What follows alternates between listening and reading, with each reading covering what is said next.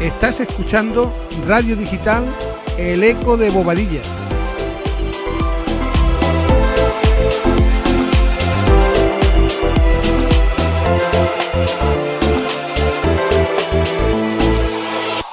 Spot Audio.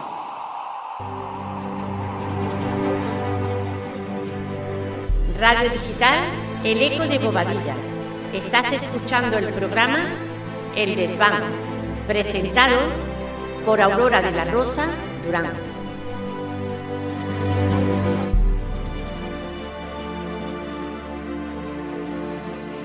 Hola, buenas tardes. Me llamo Aurora de la Rosa y a partir de ahora voy a conducir este espacio en el que procuraré ofrecerles noticias o historias interesantes. Le llamaremos El Desván, porque en un desván se encuentran cosas muy diferentes, tan diferentes como los contenidos que ofreceré en este programa.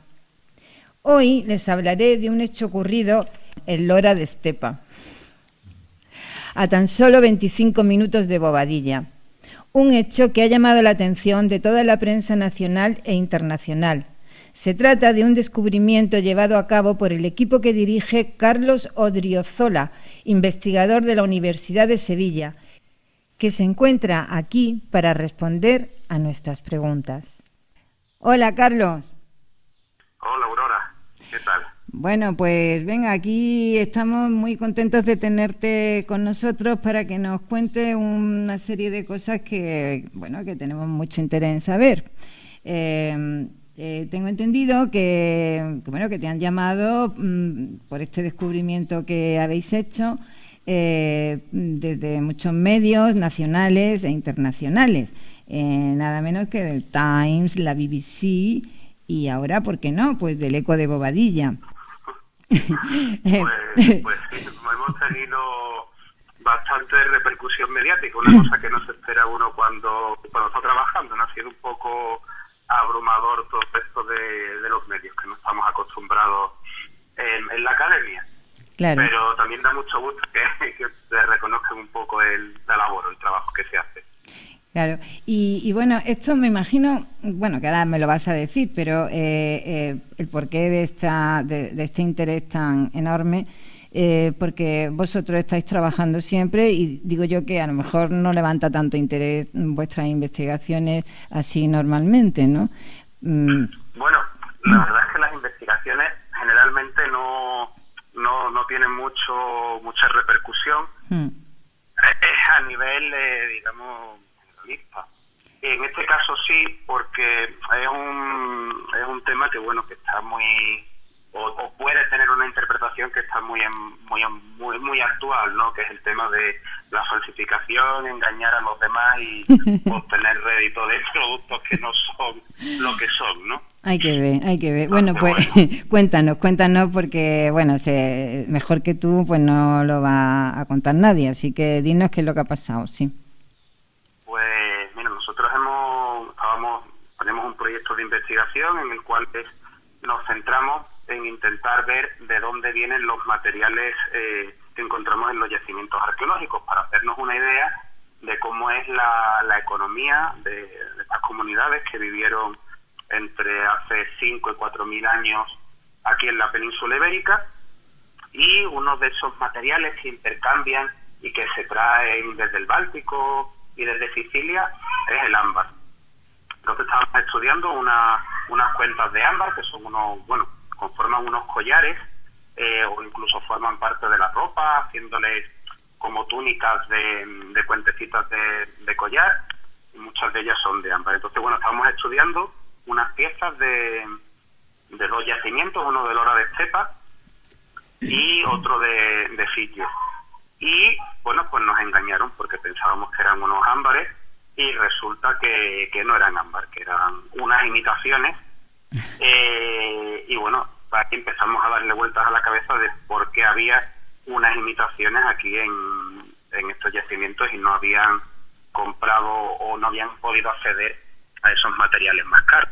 Uh-huh. Fíjate que en la tumba de Barcelona hay incluso piezas de oro, y en la de aquí de Lora de Estepa pues hay marfil y cinabrio, que son un pigmento muy caro también, incluso hoy en día, son elementos que hoy en día le damos valor. Entonces, ¿por qué había ahí materiales falsos. Les habría dado un gato por liebre comerciante o qué es lo que había pasado ahí, ¿no? Un poco. Claro, porque empezamos el descubrimiento. sí, es lógico que penséis que va por ahí la cosa, porque también otra interpretación podría ser, bueno, pues digamos que por a ver, que no piensen los demás que no somos pudientes y todo eso, que también se da mucho, pues vamos a poner aquí ámbar como, o sea, una falsificación, pero claro, por ámbar, pero no puede ser, puesto que, como tú mismo dices, tienen oro, tienen materiales, piedras preciosas, entonces no tiene ningún sentido que el ámbar estuviese falsificado, solamente el ámbar, claro. Entonces, más bien lo que decís. Podrían ser algunos venidos a menos que querían seguir aparentando. Eso es lo que pensaba.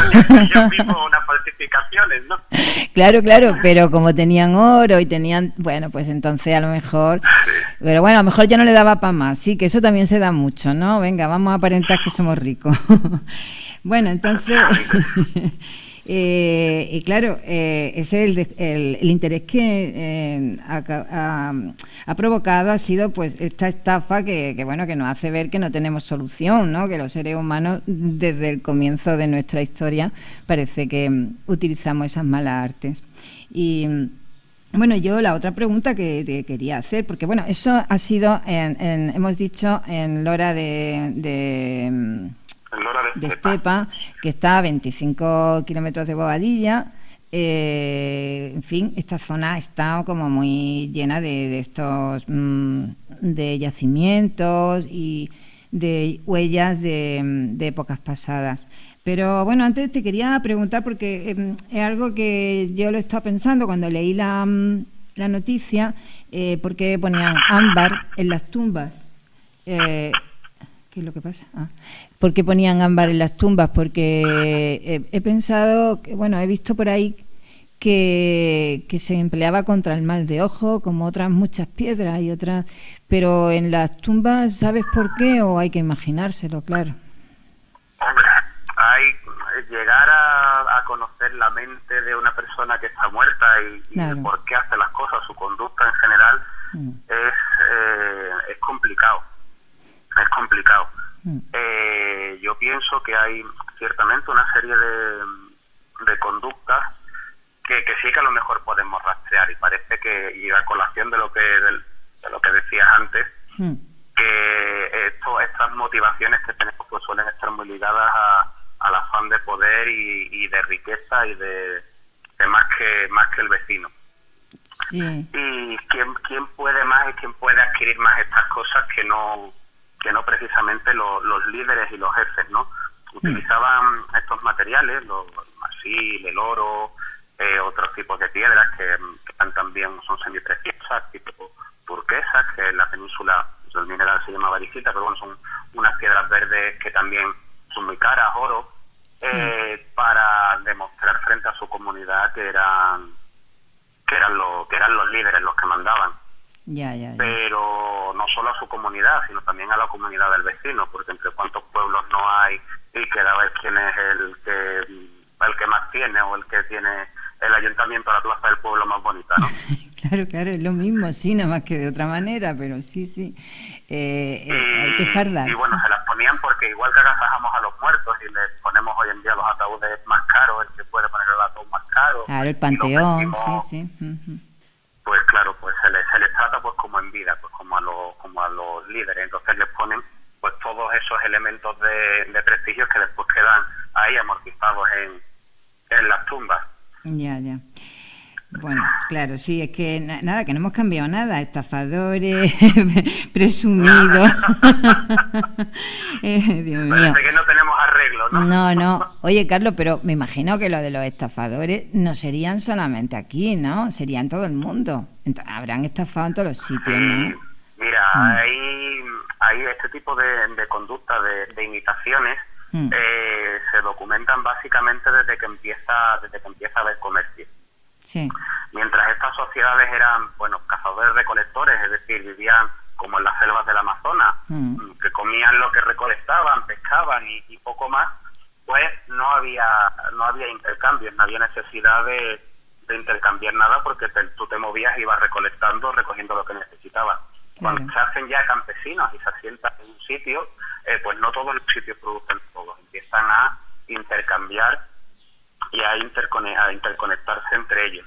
Y es en ese momento en el que empieza la gente a darle pues gato por liebre al vecino.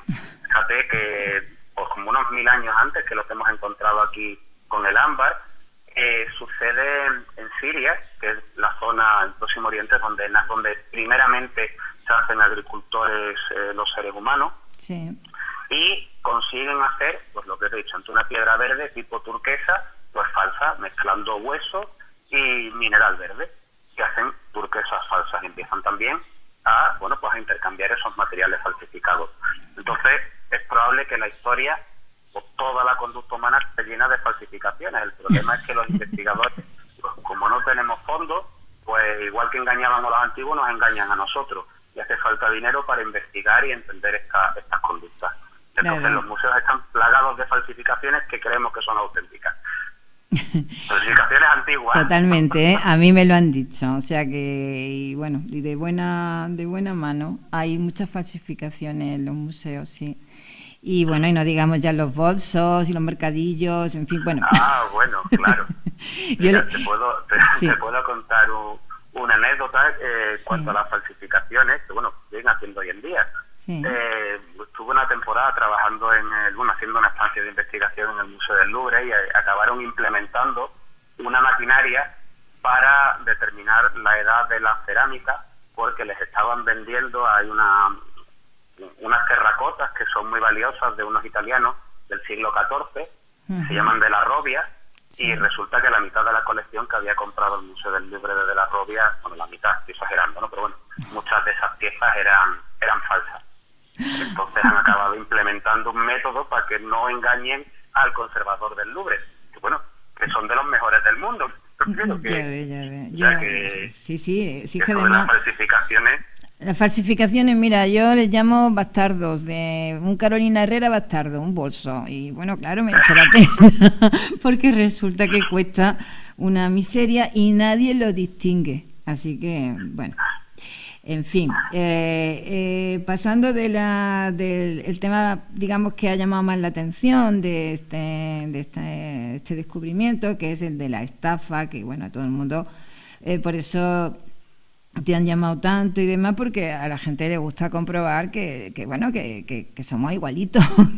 Que entonces pero también seguro que esto es también importante para otro tipo de cosas, ¿no? Quizás con este hecho podéis saber algo más de cómo era el comercio, no sé, te pregunto, ¿eh?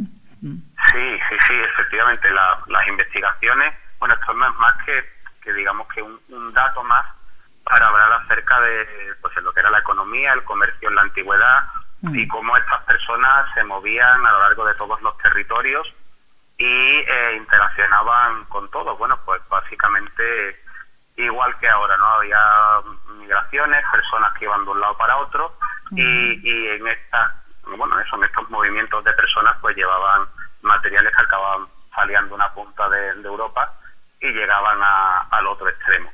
Claro. Y sí es interesante para rastrear en ese sentido.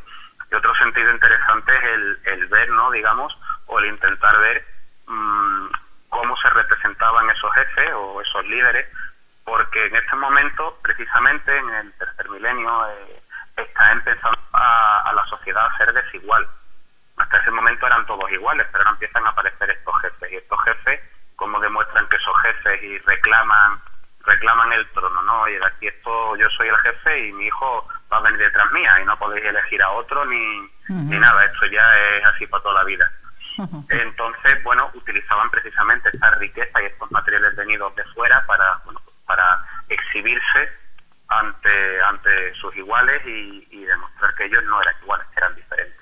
Claro. Entonces, un poco sirve para estudiar cómo se crea la identidad de esos líderes y cómo surge a partir precisamente de estos materiales que les asocian, del oro, del marfil, del ámbar, son materiales de ostentación.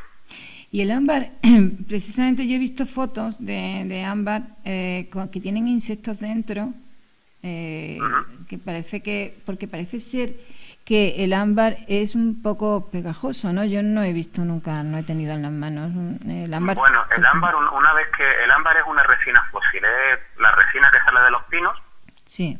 Pues pinos que vivieron en el Cretácico. No soy geólogo, no sé decirte cuándo es el Cretácico, pero bueno, de hace muchísimos miles de años, a lo mejor, sí. No sé, no te sé decir la verdad, no voy a decir ninguna. Una burrada, ya está.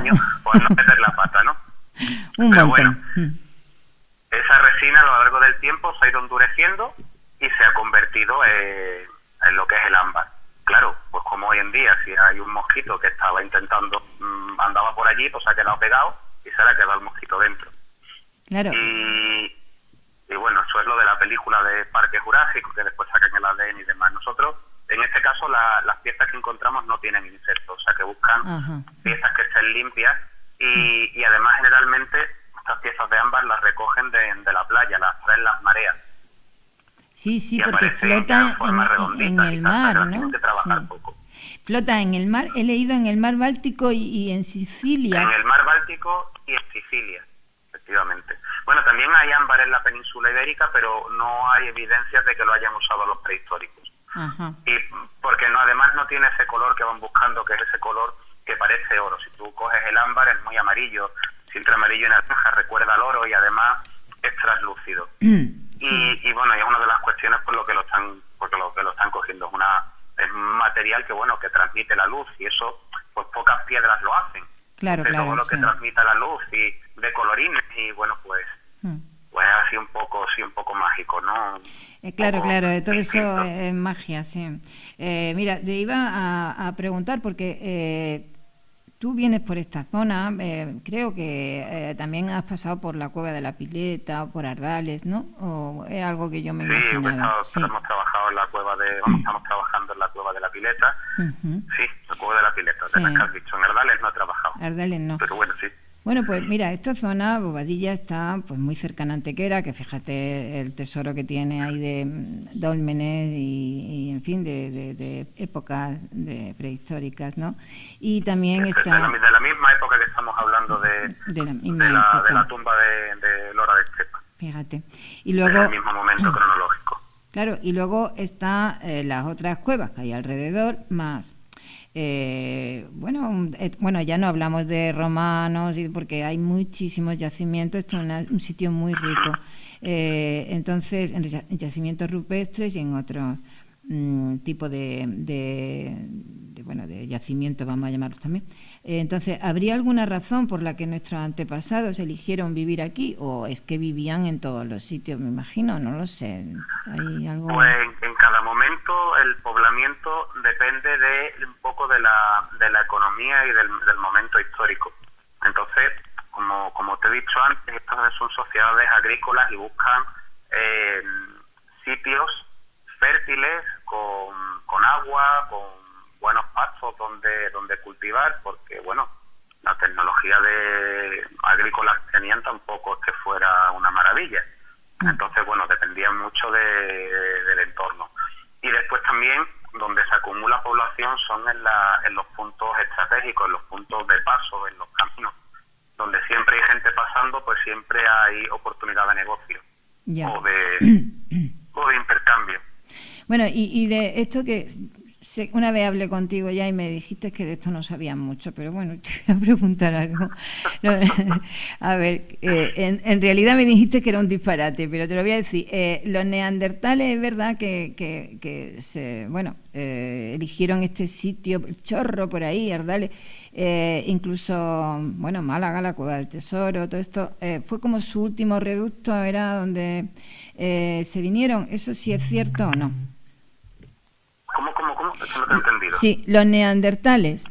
Parece ser que se vinieron a estos sitios que fueron huyendo del clima frío y de la glaciación. Bueno, no sé, la verdad. Que acabaron en estos parajes que fue su último reducto. Que eso es lo que yo he leído por ahí, pero a lo mejor... Sí, las últimas poblaciones de neandertales quedan en el sur. Bueno, hicieron básicamente lo que hacen los alemanes, se vienen del frío, se vienen al sur, que es donde se vive mejor, ¿no? Claro, entonces los neandertales hicieron lo mismo. Y luego el disparate que te iba a comentar era que yo leí en un libro que a mí me parecía muy documentado, que los neandertales eran gente más sencillita y que los sapiens eran como más presumidos. Entonces yo y los neandertales son los de este sitio. Mi familia es toda de aquí, de la zona, y yo digo, mira, pues por eso somos todos tan sencillitos. No sé si será por eso o ahí donde me dijiste que era un disparate. Bueno, lo que ahora las últimas investigaciones que están saliendo precisamente es que los neandertales y los homo sapiens acabaron entendiéndose y teniendo descendencia.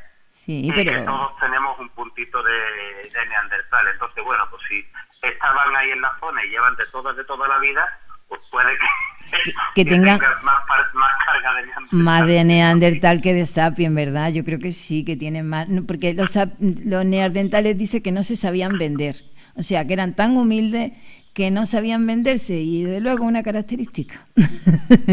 Así que yo me la he apropiado. Bueno, por lo menos me gusta pensarlo, pero de todas maneras, lo que sí creo que estarás de acuerdo es que en el sitio que está situado este pueblo tan pequeñito, pero que tanta importancia ha tenido, es un sitio mágico rodeado de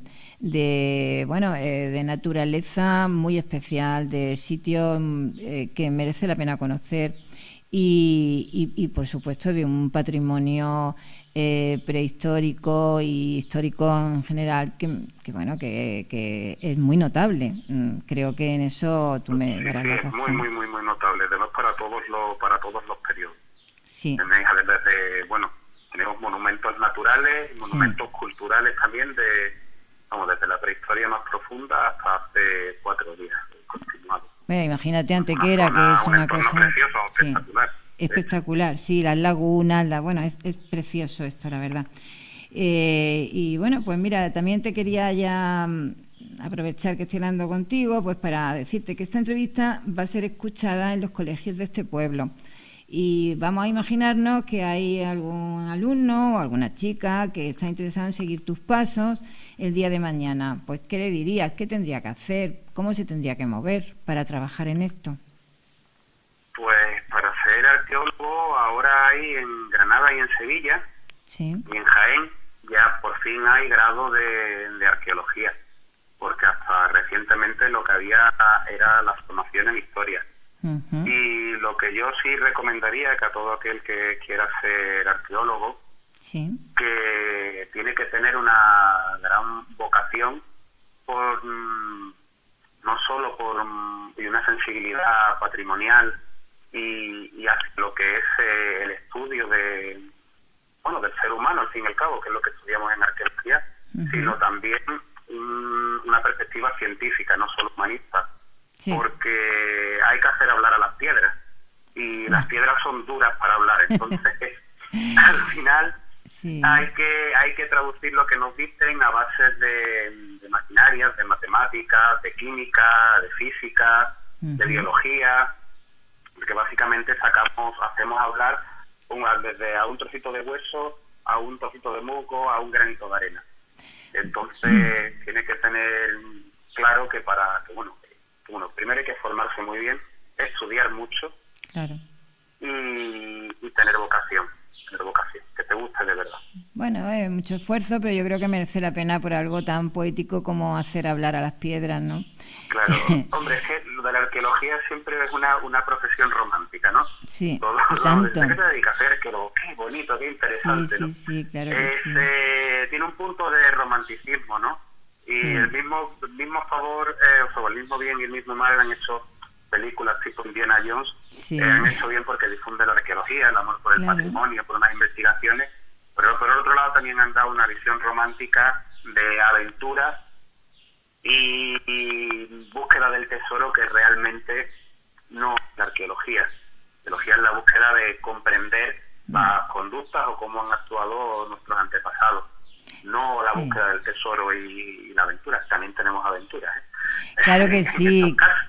Y yo creo que la pasión es necesaria también para este trabajo. Y bueno, pues esas películas pues lo enfocan de forma romántica, pero quizás hacen nacer la pasión en jóvenes que digan, bueno, pues... Por eso he dicho que era bueno y malo, ¿no? Porque, despiertan la vocación y a partir de ahí, bueno, pues vas descubriendo un poco la realidad. Nunca te defrauda, ¿eh? Nunca te defrauda. ¿Seguro? Que vivimos... El trabajo de campo es una aventura siempre. Sí, seguro. Yo creo que aquí seguro que hay niños que dicen ahora, niñas dicen, pues mira, yo me voy a plantear en esta zona que tantísimos yacimientos tiene y los que habrá, que todavía quizás no se saben, y voy a hacerlo simplemente porque he nacido en un sitio que ya casi que me está empujando. Y bueno, eso me gustaría por lo menos que de esta entrevista saliera algo así. Sí, mire, yo tengo muchos alumnos en el grado de arqueología que lo que están deseando es trabajar con el patrimonio de su pueblo, que son enamorados de su pueblo, de su contexto, de su entorno, y ven que claro, que nadie lo estudia, que está ahí, que no le echan cuenta, que no se valoriza, que no se difunde, y muchos de ellos ahora los alumnos tienen que hacer un trabajo de fin de grado, después un trabajo de fin de máster, que son como tesis de licenciatura. Sí. Y la mayoría lo están haciendo sobre sus pueblos. Además creo que es importante porque después revierte hacia ese pueblo y esa comunidad y los enriquece. Para que estén más orgullosos y conozcan mejor lo que tienen. Pues a ver si conseguimos por lo menos alguno. Y bueno, pues ya terminando, no te quiero entretener más. Bueno, tiene un trabajo precioso y bueno, reconstruye la vida diaria de personas que vivieron hace miles de años. Y ya lo hemos hablado un poco antes. La pregunta era si somos parecidos a nuestros antepasados. Hemos cambiado mucho. Bueno, pues es que yo creo que ya lo hemos respondido. Somos bastante parecidos, ¿no, Carlos? Hemos cambiado en que tenemos móviles y tal. Que no hemos cambiado nada. Los justitos. Somos exactamente iguales. Qué barbaridad, sí. Nada más que en aviones, ¿no? Somos más sofisticados, tenemos más cosas, pero lo que nos mueve al final, los instintos y la pasión, es lo mismo. Son los mismos, creo yo. Sí, yo estoy de acuerdo. Bueno, pues nada, Carlos, yo creo que ya te he preguntado lo poco que yo puedo saber de esto, porque ya ves, y te agradezco muchísimo que nos hayas dedicado este tiempo, ha sido un placer hablar contigo, y nada, y un beso. Igualmente, ha sido un placer estar aquí con vosotros y echar esta charla tan agradable. Bueno, pues venga, hasta la vista. Gracias. Radio Digital, El Eco de Bobadilla. Estás escuchando el programa El Desván, presentado por Aurora de la Rosa Durán.